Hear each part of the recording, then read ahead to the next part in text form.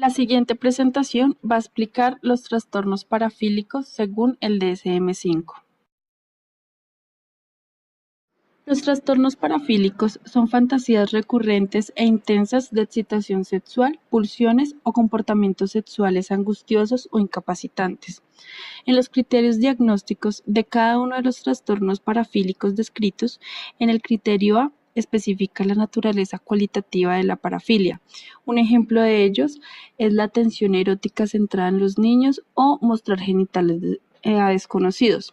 En el criterio B especifica las consecuencias negativas de la parafilia, como el malestar, el deterioro o el daño a terceros. En el criterio C nos habla de la edad mínima para el diagnóstico del trastorno.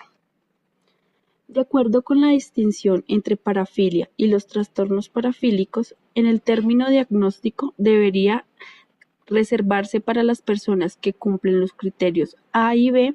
Si una determinada parafilia, el individuo cumple el criterio A, pero no cumple el criterio B, entonces puede decirse que ese individuo tiene una parafilia, pero no un trastorno parafílico.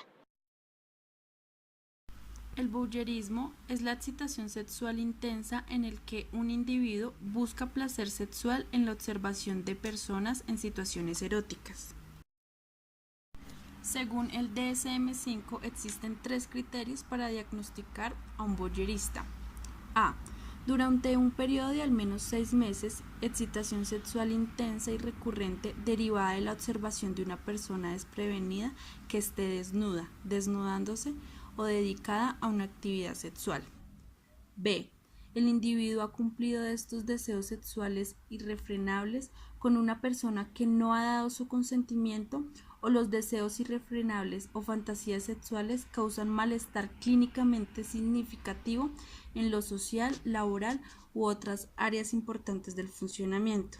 C. El individuo que experimenta la excitación actúa con un deseo irrefrenable, tiene como mínimo 18 años de edad.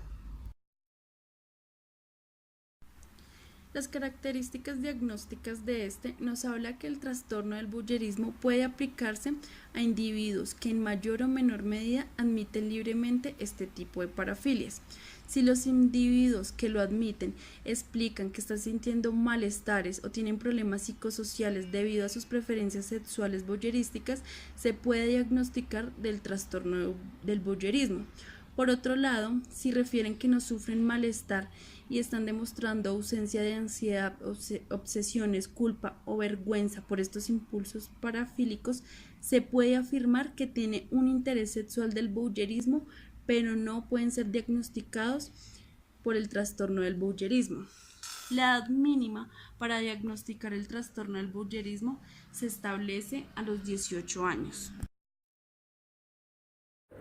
Trastorno de exhibicionismo.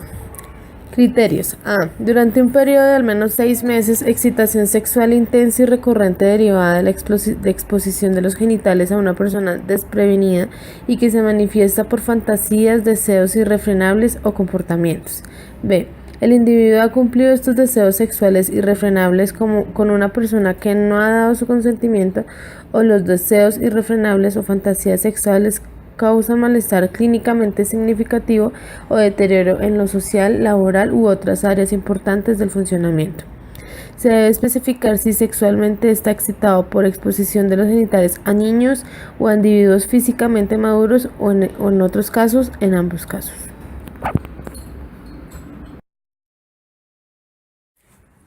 El comportamiento exhibicionista recurrente constituye un argumento suficiente para el exhibicionismo, criterio A, y simultáneamente demuestra que este comportamiento de motivación parafílica causa daño a terceras personas.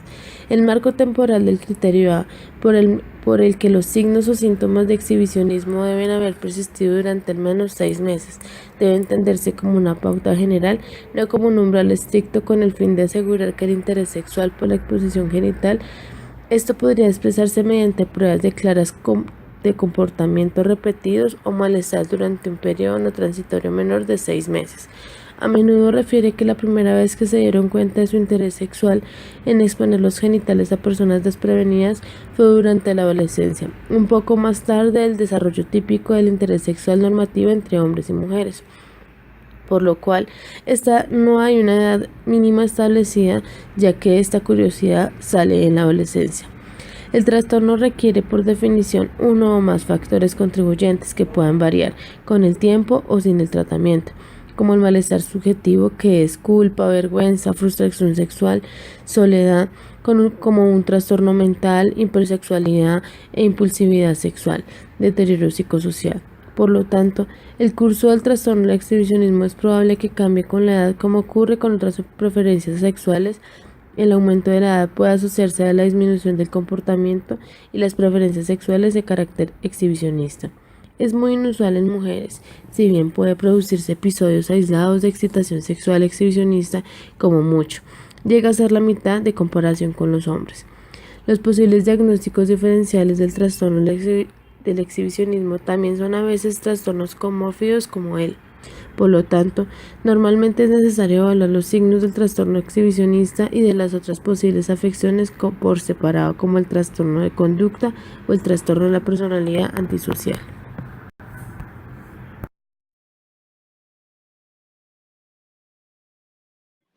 El trastorno de froteurismo es una parafilia caracterizada por la excitación sexual que obtiene la persona al frotar o restregar los genitales con otras personas desconocidas. Esta conducta suele ser ocurrida en lugares muy concurridos y sin consentimiento de la otra persona. Según el DSM-5, para ser considerado como trastorno de froteurismo, debe cumplir con dos criterios de diagnóstico. A. Durante un periodo de al menos 6 meses, excitación sexual intensa y recurrente derivada de los tocamientos o fricción contra una persona sin su consentimiento y que se manifiesta por fantasías, deseos irrefrenables o comportamientos. B. El individuo ha cumplido estos deseos sexuales irrefrenables con una persona que no ha dado su consentimiento, o los deseos irrefrenables o fantasías sexuales causan malestar clínicamente significativo o deterioro en lo social, laboral u otras áreas importantes del funcionamiento. En desarrollo y curso, según el DSM-5, se dice que los hombres adultos que poseen este trastorno desarrollaron este interés sexual por realizar tocamientos a escondidas a personas desprevenidas, más o menos en la adolescencia tardía o en el inicio de la etapa adulta. En los aspectos diagnósticos relacionados con el género, suele haber más hombres con preferencias sexuales froteurísticas que mujeres.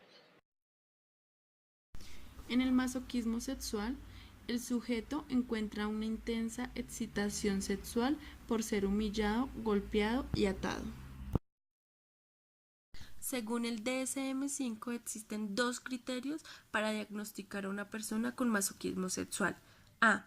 Durante un periodo mínimo de 6 meses hay una excitación sexual intensa y recurrente derivada del hecho de ser humillado, golpeado, atado o sometido a sufrimiento de cualquier otra forma, y que se manifieste por fantasías o deseos irrefrenables o comportamientos.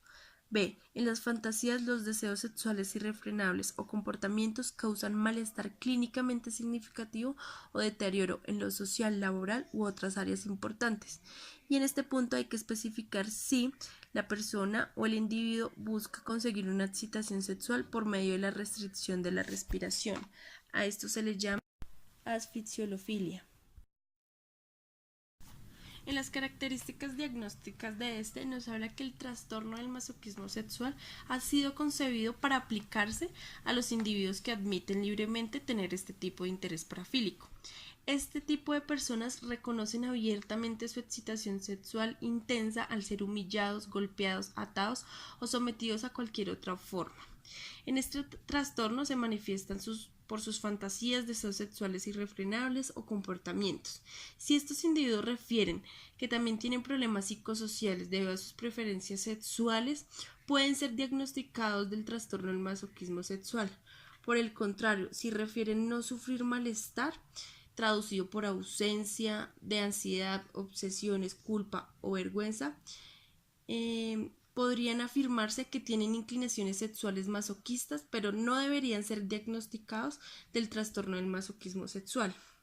En el marco temporal del criterio A, en el que los signos o síntomas del masoquismo sexual deben persistir durante al menos 6 meses, deben entenderse como una pauta general, no como un umbral estricto. con el fin de asegurar que el interés sexual por ser humillado, golpeado, atado, sometido o sufrir cualquier otra forma de maltrato no sea meramente transitorio. El trastorno de sadismo sexual es una parafilia caracterizada por la obtención de placer sexual causando dolor físico o humillación a otra persona. El sadismo implica actos reales como sufrimiento físico o psicológico con o sin consentimiento de la otra persona. Según el DSM-5, el trastorno de sadismo sexual tiene dos criterios: A. Durante un periodo de al menos 6 meses, excitación sexual intensa y recurrente derivada del sufrimiento físico o psicológico de otra persona y que se manifiesta por fantasías, deseos irrefrenables o comportamientos. B. El individuo ha cumplido estos deseos sexuales irrefrenables con una persona que no ha dado su consentimiento o los deseos irrefrenables o fantasías sexuales causando malestar clínicamente significativo o deterioro en lo social, laboral u otras áreas importantes del funcionamiento. Para este trastorno de sadismo sexual existen características asociadas que apoyan el diagnóstico. En este caso es el uso frecuente de pornografía que ilustra el acto de infligir dolor o sufrimiento. En el desarrollo y curso se puede identificar según muestras forenses que los individuos con sadismo sexual son casi exclusivamente hombres. Trastorno pedofílico. Criterios. A. Se caracteriza por la presencia de fantasías, impulsos o comportamientos sexualmente excitantes recurrentes e intentos relacionados con los niños, por lo general hasta los 13 años de edad. B.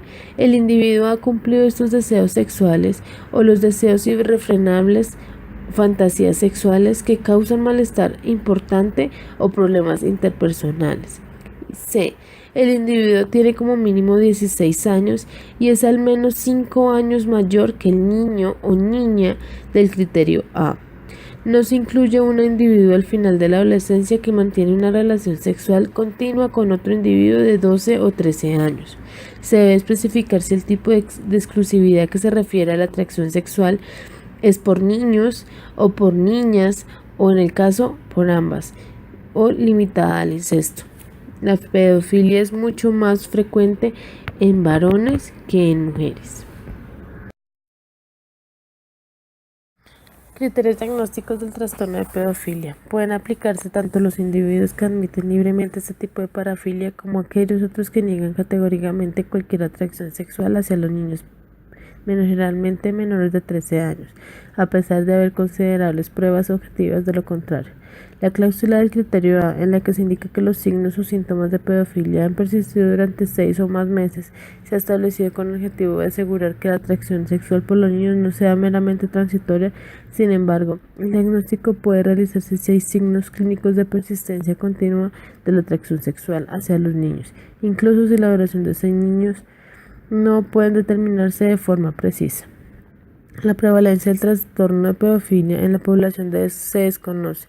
La máxima prevalencia posible del trastorno de pedofilia en la población masculina es aproximadamente un 3.5%, que es prevalencia del trastorno de pedofilia entre las mujeres es todavía más incierta. Los hombres adultos con trastorno de pedofilia pueden referir que se dieron cuenta de su interés sexual intenso por los niños en la época de la pubertad, la misma etapa en la que los hombres que más tarde prefieren a parejas físicamente maduras son conscientes de su interés sexual hacia los hombres o las mujeres.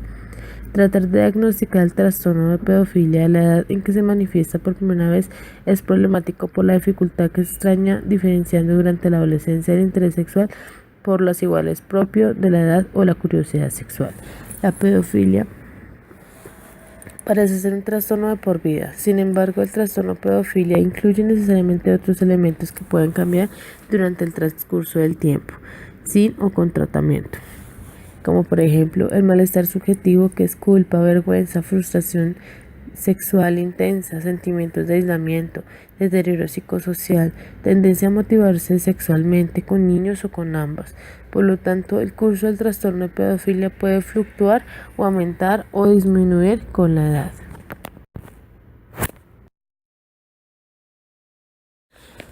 Factores de riesgo y pronóstico. Temperamentales. Parece que existe una interacción entre la pedofilia y el comportamiento antisocial, por lo que los hombres con ambos rasgos es más probable que mantengan relaciones sexuales con niños. Por consiguiente, el trastorno de la personalidad antisocial puede considerarse un factor de riesgo para el trastorno de pedofilia en los hombres con este trastorno. Ambientales. Los hombres adultos con pedofilia a menudo afirman haber sido objeto de violación en su infancia. No está claro, sin embargo, si esa correlación refleja una influencia causal entre el abuso sexual en la infancia y la pedofilia en la edad adulta. Genéticos. Dado que la pedofilia es condición necesaria para el trastorno de pedofilia, cualquier factor que incremente la probabilidad de pedofilia incrementa como tal el riesgo de presentarse el trastorno. Existen algunos indicios que una alteración del neurodesarrollo en el útero puede incrementar la probabilidad de desarrollar como tal la orientación de la pedofilia. Muchas afecciones podrían ser diagnosticadas diferenciales del trastorno de la pedofilia. También se presentan en ocasiones como trastornos comórbidos. Así pues, por lo general es necesario evaluar los signos de trastorno de pedofilia y de otras posibles afecciones por separado, como por ejemplo, el trastorno de la personalidad antisocial. Es incrementada la probabilidad de que una persona sea atraída por el físico de un niño o de varias ocasiones, aprovechando una disponibilidad. El individuo a menudo muestra signos en este trastorno de personalidad como recurrentes de legalidad por consumo de alcohol y de sustancias. Los efectos desinhibidores de la intoxicación pueden también incrementar la probabilidad de que una persona a la que atraiga el físico se acerque sexualmente a un niño. Y el trastorno obsesivo compulsivo. En ocasiones hay individuos que se quejan del pensamiento egodistónicos y preocupación por posible atracción hacia los niños. En el trastorno del fetichismo es la excitación sexual intensa y recurrente en el que un individuo utiliza objetos inanimados o partes del cuerpo que no son los genitales para lograr su excitación. Según el DSM-5, existen 3 criterios para diagnosticar a una persona con fetichismo. A.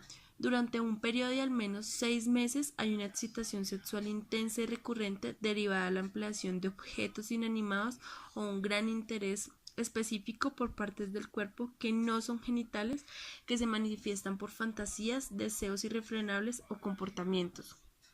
B.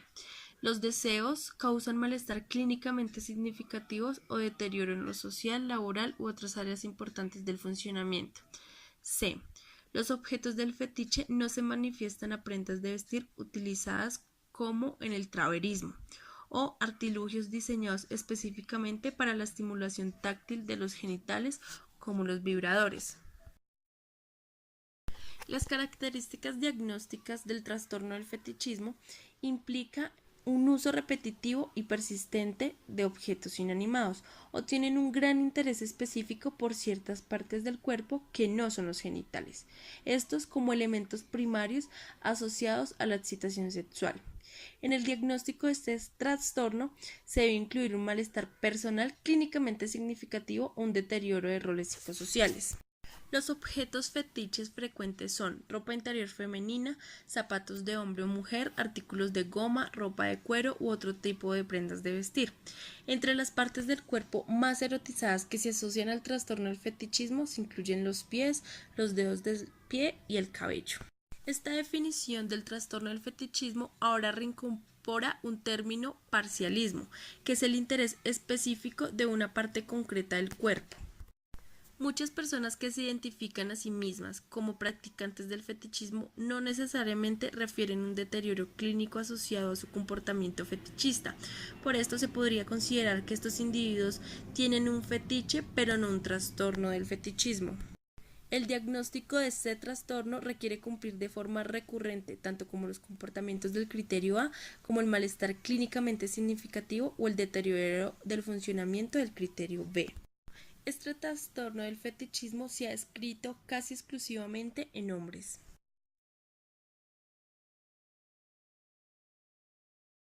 Trastorno de travestismo. El travestismo implica una excitación sexual intensa y recurrente por el hecho de vestirse con ropa del sexo opuesto. Criterios. A. Durante un periodo de al menos 6 meses, la excitación sexual intensa y recurrente derivada del hecho de travestirse y que se manifiesta por fantasías, deseos irrefrenables o comportamientos. B. Las fantasías, deseos sexuales infrenables o comportamientos causan malestar clínicamente significativo o deterioro en lo social, laboral u otras áreas importantes del funcionamiento. Se debe especificar con fetichismo si la excitación sexual se produce con tejidos, materiales o prendas de vestir, o autoginofilia, que es la excitación sexual se produce con pensamientos o imágenes de él mismo como mujer. También se debe especificar si el entorno descontrolado se implica sobre todo los individuos que viven en una institución u otros ámbitos en los que la oportunidad de trasvestirse es limitada. En la remisión total no ha existido malestar ni problemas sociales, laborales o en otros campos del funcionamiento durante al menos 5 años en los que el individuo ha estado en un entorno no controlado. Especificadores. La presencia de fetichismo disminuye la probabilidad de la disforia de género en los hombres con trastorno de transvestismo. La presencia de la autoginofilia incrementa la probabilidad de la disforia de género en los hombres con trastorno de travestismo. Características diagnósticas. El diagnóstico del trastorno de travestismo no se aplica a todos los individuos que se visten del sexo opuesto, ni siquiera a aquellos de lo que hacen habitualmente. Se aplica a los individuos cuyo travestismo o pensamiento de travestirse se acompaña a menudo o siempre de excitación sexual, criterio A, y que sufren malestar emocional o deterioro social o interpersonal a causa de dicho patrón, criterio B. En los hombres, los primeros síntomas del trastorno de travestismo pueden empezar en la infancia en forma de fuerte fascinación por algo atuendo femenino en particular. Antes de la pubertad, travestirse produce un sentimiento generalizado de excitación placentera. Con la llegada de la pubertad, el vestirse de mujer empieza a provocar erecciones del pene y en algunos casos lleva directamente a la primera eyaculación. El trastorno parafílico especificado es la categoría donde se aplica presentaciones en las que predominan los síntomas característicos de un trastorno parafílico que causan malestar clínicamente significativo o deterioro en lo social, laboral u otras áreas importantes del funcionamiento, pero que no cumple todos los criterios de ninguno de los trastornos de la categoría diagnóstica de los trastornos parafílicos. Según el DSM-5, este trastorno cumple con 2 criterios. A. La categoría de otro trastorno parafílico especificado se utiliza en situaciones en las que el clínico opta por comunicar el motivo específico por el que la presentación no cumple los criterios de ningún trastorno parafílico específico. Esto se hace registrando, entre comillas, otro trastorno parafílico especificado, cierro comillas, seguido del motivo específico, por ejemplo, zoofilia. B. Que ha estado presente por lo menos durante 6 meses. Algunos ejemplos que se pueden especificar estos trastornos son: 1. La escatología telefónica, que son las llamadas telefónicas obscenas. 2. La necrofilia, que es el deseo sexual de tener relaciones sexuales con cadáveres o muertos. 3. La acropofilia, que se trata de una parafilia donde la persona experimenta placer sexual con todo lo que tiene que ver con la defecación. 4. La zoofilia, que es el deseo sexual de tener relaciones sexuales con animales. 5. La clismafilia, que es una parafilia que va acompañada con formas fetichistas mediante el uso de perillas, cánulas u otros utensilios de estimulación sexual anal. 6. La urofilia, que es una parafilia cuya excitación sexual se produce al orinar sobre la pareja o observarla orinar. Trastorno parafílico no especificado. Esta categoría se aplica a presentaciones en las que predominan los síntomas característicos de un trastorno parafílico que causa malestar clínicamente significativo o deterioro en la social, laboral u otra área importante del funcionamiento, pero que no cumplen todos los criterios de ninguno de los trastornos de la categoría diagnóstica de los trastornos parafílicos. La categoría del trastorno parafílico no especificada se utiliza en situaciones en las que el clínico opta por especificar el motivo del incumplimiento de los criterios para un trastorno parafílico específico e influye presentaciones en las que no existe información suficiente para hacer un diagnóstico más específico.